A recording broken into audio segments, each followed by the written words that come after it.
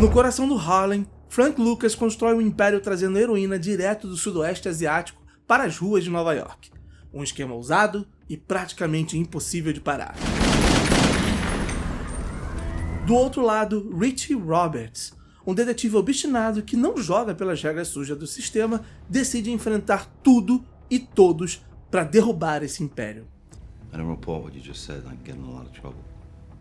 O resultado? O Gangster. Um filme cheio de detalhes e curiosidades que vão fazer você ver essa obra com outros olhos. E se você ama filmes que contam histórias fascinantes, já se inscreve no canal agora, porque o que você vai descobrir sobre o Gangster vai muito além de tudo que aparece na tela.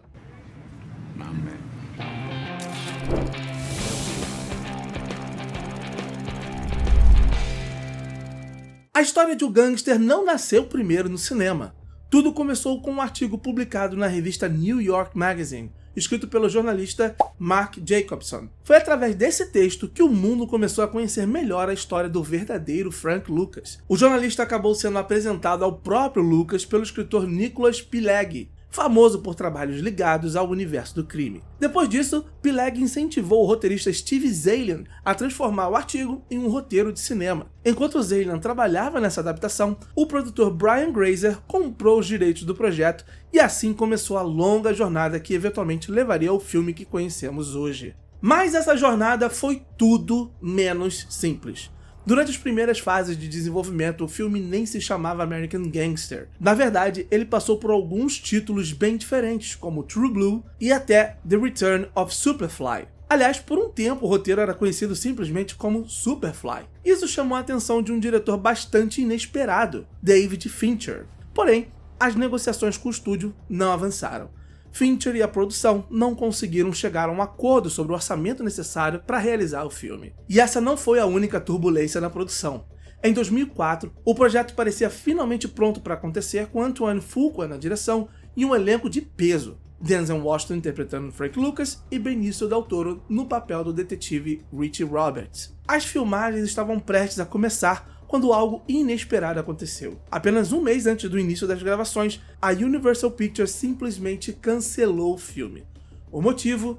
Problemas com o orçamento. Quando Antoine Fuqua ainda estava ligado ao projeto, ele também estava prestes a trazer Ray Liotta e John C. Reilly para papéis coadjuvantes. Essas negociações e outras decisões relacionadas ao orçamento acabaram aumentando ainda mais os custos da produção. Mas aqui vem uma das curiosidades mais absurdas de Hollywood. Mesmo com o cancelamento do projeto, Denzel Washington e Benicio del Toro receberam seus salários completos.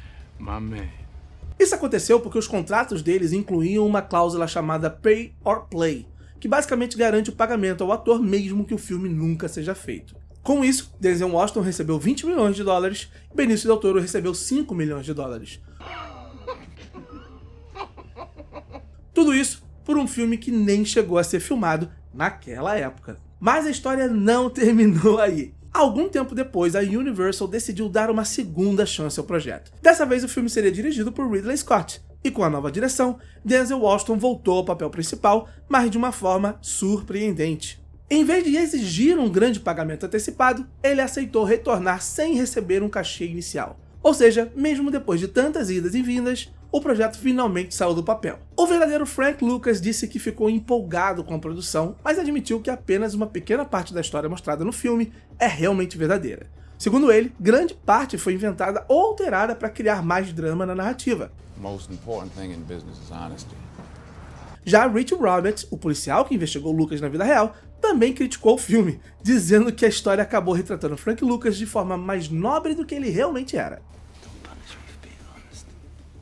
Ou seja, mesmo sendo inspirado em fatos reais, o Gangster mistura verdade e ficção muito mais do que muita gente imagina. Agora eu quero saber a sua opinião. Você prefere filmes de crimes que seguem a história real ao pé da letra, ou acha que algumas mudanças para aumentar o drama deixam tudo ainda mais interessante? Conta aqui nos comentários. Uma das escolhas mais importantes do projeto era quem interpretaria Richie Roberts, o policial que dedicou anos tentando derrubar o império de Frank Lucas.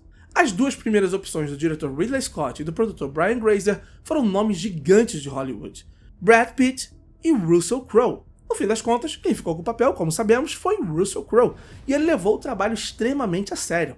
Para conseguir capturar o jeito real de falar de Richie Roberts, Crowe pediu gravações de áudio do verdadeiro Roberts. Ele estudou cuidadosamente esses registros para conseguir reproduzir os maneirismos da voz e o estilo de fala do policial com a maior precisão possível. Esse tipo de detalhe mostra o quanto a produção buscava autenticidade. Mas Crowe não foi o único grande nome envolvido nas decisões do elenco. O ator James Gandolfini, eternizado como Tony Soprano na série The Sopranos, chegou a receber convite para interpretar o detetive Trupo. No entanto, ele acabou recusando o papel. E falando em decisões importantes, a própria participação de Ridley Scott no projeto também tem uma história curiosa. O diretor contou que leu a primeira versão do roteiro escrito por Steven Zaillian pouco antes de começar a filmar Cruzada em 2005. Assim que terminou a leitura, ele se interessou imediatamente em dirigir o filme. Algum tempo depois, enquanto trabalhava em outro projeto, um bom ano de 2006, Ridley Scott passou bastante tempo conversando com Russell Crowe sobre essa história. As conversas entre os dois foram tão produtivas que acabaram selando a participação de ambos no filme. E quando a produção finalmente começou, ficou claro que esse seria um dos projetos mais ambiciosos da carreira de Ridley Scott. Segundo o próprio diretor, o Gangster foi uma das produções mais gigantescas que ele já realizou. Para você ter uma ideia da escala do projeto, o filme teve 360 cenas diferentes filmadas em mais de 180 locações distintas. Isso significa que praticamente cada 2 cenas eram filmadas em um lugar diferente. Outro detalhe impressionante é que as 2 figuras centrais da história real, Frank Lucas e Richard Roberts, participaram ativamente da produção. Os dois atuaram como consultores no set, ajudando Ridley Scott e a equipe durante as filmagens para trazer ainda mais realismo à história. E foi justamente nessa convivência que surgiu uma das frases mais curiosas dos bastidores. Em certo momento, Richard Roberts teria brincado: "Frank Lucas está se divertindo demais aqui. Estou quase com vontade de prendê-lo de novo." Mas as curiosidades do set não param por aí. Durante algumas gravações realizadas na província de Chiang Mai, na Tailândia, Ridley Scott decidiu contratar figurantes das aldeias locais para participar das cenas. Alguns desses figurantes tinham participado de verdade das operações de tráfico de drogas ligadas a Frank Lucas durante a Guerra do Vietnã. No total, as filmagens de O Gangster duraram 83 dias. Foram 78 dias gravando nos Estados Unidos e 5 na Tailândia. Mas mesmo depois de todo esse trabalho, o filme ainda passou por uma grande mudança na sala de edição. O primeiro corte do longa tinha mais de 3 horas de duração. Para o lançamento nos cinemas, porém, o filme foi reduzido para pouco menos de 2 horas e meia. Ainda assim, o resultado final conseguiu manter toda a grandiosidade da história e se tornou um dos filmes policiais mais marcantes dos anos 2000. Durante algumas cenas em restaurantes, é possível ver Frank Lucas colocando uma quantidade exagerada de açúcar no café. À primeira vista, parece apenas um hábito estranho do personagem. Mas não é. Esse gesto funciona como um sinal secreto. Sempre que Lucas despejava açúcar demais no café, aquilo servia como um código para seus guarda-costas que normalmente estavam espalhados pelo restaurante fingindo ser apenas clientes comuns. Era uma forma discreta de avisar que eles deveriam ficar mais atentos e observar tudo ao redor com cuidado. Na sequência que acontece no Madison Square Garden, quando Frank Lucas assiste a uma luta de boxe, o estádio parece completamente lotado. A multidão grita, vibra, reage e até dá a impressão de que milhares de pessoas estavam realmente presentes na gravação. Só que a realidade é bem diferente. Apenas 650 pessoas que aparecem na plateia eram figurantes reais. Todo o restante da multidão, cerca de 1.500 pessoas, na verdade era formada por bonecos infláveis, colocados estrategicamente nas arquibancadas para simular um público muito maior. Você já tinha percebido algum desses detalhes enquanto assistiu o filme? Ou essa foi uma surpresa total? Diz aí nos comentários. Quando o filme é baseado em fatos reais, existe sempre uma linha muito delicada entre contar uma boa história e retratar a realidade com precisão. E no caso de O Gangster, essa linha gerou muita polêmica depois do lançamento do filme. Na verdade, algumas pessoas chegaram até mesmo a processar o estúdio por conta da forma como os acontecimentos foram retratados. 3 ex-agentes do DEA entraram com uma ação judicial contra a Universal Pictures. Segundo eles, o filme apresentava eventos altamente ficcionalizados e acabavam difamando não apenas eles, mas centenas de outros agentes envolvidos nas investigações reais da época. Mas o processo acabou sendo arquivado pela justiça. E o motivo do arquivamento foi porque, juridicamente, o filme não identificava nenhum personagem específico como sendo um agente do DEA real. Ou seja, mesmo que existissem semelhanças ou inspirações, não era possível provar que alguém retratado na história representava diretamente essas pessoas. E essa mistura entre realidade e ficção aparece em vários personagens do filme. Um dos exemplos mais interessantes é o detetive Nick Trupo, interpretado por Josh Brolin. Esse personagem foi inspirado, ainda que de forma bastante livre, em Robert Leuty, um policial real do Departamento de Polícia de Nova York. A história de Leuty é extremamente complexa. Ele fazia parte da Special Investigations Unit. Special Investigations Unit. uma divisão especializada em investigações, mas que também estava profundamente envolvido em esquemas de corrupção dentro da própria polícia. Quando as autoridades começaram a investigar esses casos, Leut recebeu imunidade em troca de cooperação com o governo federal. Ele concordou em se tornar informante, ajudando a expor a corrupção dentro da própria unidade. Essa história foi tão impactante que inspirou não apenas o gangster. A vida de Robert Leut já havia servido de base para outro personagem fictício, o detetive Daniel Cielo, interpretado por Treat Williams no filme O Príncipe da Cidade, dirigido por Sidney Lumet em 1981. Mas as conexões com a vida real não param por aí. Antes de construir seu próprio império, Frank Lucas inicialmente vendia heroína fornecida pela família criminosa Genovese, uma das mais poderosas organizações da máfia italiana nos Estados Unidos. Essa família havia sido liderada originalmente por Lucky Luciano, que nos anos 1930 formou uma parceria com Bumpy Johnson, o lendário chefe do Harlem, que servia como ligação entre o submundo italiano e o crime organizado afro-americano. Com o tempo, porém, Frank Lucas decidiu buscar sua própria fonte de fornecimento de heroína, algo que mudaria completamente o jogo. Foi aí que entrou em cena seu primo, Leslie Ike Atkinson. Atkinson ajudou Lucas a encontrar um novo fornecedor no sudoeste asiático, especialmente durante o período da Guerra do Vietnã. Depois que Lucas conseguiu quitar uma dívida com a família Genovese, essa nova rota de fornecimento permitiu que ele construísse um império praticamente independente. E existe ainda outro personagem do filme que também tem raízes em acontecimentos reais. O personagem Dominic Catano foi inspirado de forma livre no mafioso e traficante Vincent Papa. Durante o período retratado no filme, a máfia estava envolvida em um dos esquemas mais inacreditáveis da história do tráfico de drogas em Nova York. Nos anos 1960, durante o famoso caso conhecido como French Connection, enormes quantidades de heroína foram apreendidas pela polícia. Essa droga deveria ficar armazenada como evidência oficial no depósito do Departamento de Polícia de Nova York. Mas algo impressionante aconteceu. Cerca de 400 milhões de dólares em heroína desapareceram no depósito de evidências da polícia em Manhattan. As investigações indicam que policiais corruptos teriam permitido que criminosos como Vincent Papa, Virgil Alessi e Anthony Lauria tivessem acesso ao local onde as drogas estavam guardadas. E para evitar que o roubo fosse descoberto rapidamente, os criminosos fizeram algo quase inacreditável. Eles substituíram a heroína roubada por farinha e amido de milho. Assim, quando os pacotes eram conferidos superficialmente, parecia que tudo ainda estava no lugar. Até hoje, o verdadeiro alcance desse esquema ainda não é totalmente conhecido. Histórias como essa mostram que, por mais impressionante que o gangster pareça na tela, a realidade por trás desse mundo pode ser ainda mais absurda. Histórias de crime quase sempre terminam de duas formas: na prisão ou no esquecimento.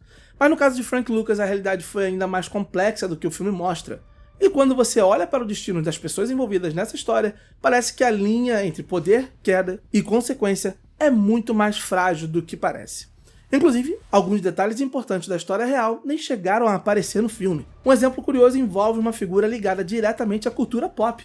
Um dos motoristas de Frank Lucas foi Melvin Earl Combs. Se esse nome não parece familiar, o sobrenome talvez seja. Melvin Combs era pai do produtor musical Sean Diddy Combs. Assim como Frank Lucas havia sido motorista do lendário chefão Bumpy Johnson, Melvin também trabalhou dirigindo para Lucas. Mas essa história dele terminou de forma trágica. Melvin Combs perdeu a vida após ser atingido por tiros no próprio carro aos 33 anos de idade.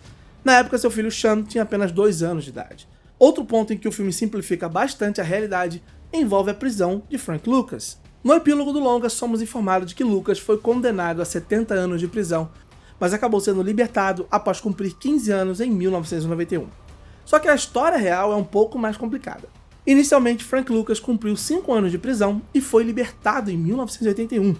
Sua sentença de 70 anos acabou sendo reduzida para tempo já cumprido, mais liberdade condicional vitalícia, principalmente depois de cooperar com as autoridades. Mas a liberdade não durou muito. Em 1984, Lucas foi preso novamente por violar sua condicional. Por causa disso, ele voltou para a prisão e cumpriu mais 7 anos, sendo finalmente libertado em 1991. Outro detalhe interessante envolve o personagem Richie Roberts.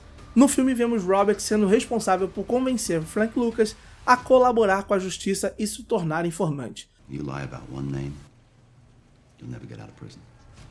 Mas na vida real, a situação foi um pouco diferente. A versão cinematográfica de Richie Roberts é na verdade uma mistura de vários agentes da lei que participaram da investigação contra Frank Lucas. E quem realmente conduziu os interrogatórios que fizeram Lucas cooperar foi o ex-agente do DEA, Lew Rice, responsável por convencê-lo a virar informante. Mas talvez a parte mais curiosa dessa história seja o destino das figuras centrais envolvidas nela. Frank Lucas morreu de causas naturais em 30 de maio de 2019, aos 88 anos. Outro famoso traficante da época, Leroy Nick Barnes, também acabou colaborando com as autoridades em determinado momento da vida. Ele morreu de câncer em 18 de junho de 2012, aos 78 anos, vivendo escondido sob proteção após ter se tornado informante. E a história de Rich Roberts também teve um capítulo inesperado muitos anos depois. Em abril de 2017, Roberts apareceu em um tribunal federal dos Estados Unidos e admitiu que não pagava imposto de renda pessoal desde o ano 2000. Além disso, ele também deixou de pagar a parte patronal dos impostos sobre a folha de pagamento de seu próprio escritório de advocacia, que funcionava no condado de Essex, em Nova Jersey. Como advogado e dono do escritório, ele tinha a obrigação legal de recolher esses impostos. Rich Roberts acabou condenado pela justiça e perdeu sua licença para exercer a advocacia. Uma reviravolta bastante irônica para alguém que dedicou a vida combatendo o crime. E quando você junta todas essas histórias, as que aparecem no filme e as que ficaram de fora, fica claro que o Gangster é muito mais do que apenas um filme sobre tráfico de drogas. É uma história sobre poder, ambição, corrupção, escolhas e consequências. Talvez seja exatamente por isso que essa história continua fascinando tanta gente até hoje. Porque no final das contas, a pergunta que fica é simples: até onde alguém é capaz de ir em busca de poder? E se você chegou até aqui, muito obrigado por assistir. Se curtiu o vídeo, deixa um comentário e já aproveita para dar um like e se inscrever no canal. Esse apoio faz toda a diferença para o algoritmo do YouTube notar o conteúdo. E se quiser apoiar o canal diretamente, você também pode se tornar membro clicando no botão Seja Membro. A gente se vê no próximo vídeo. Até lá!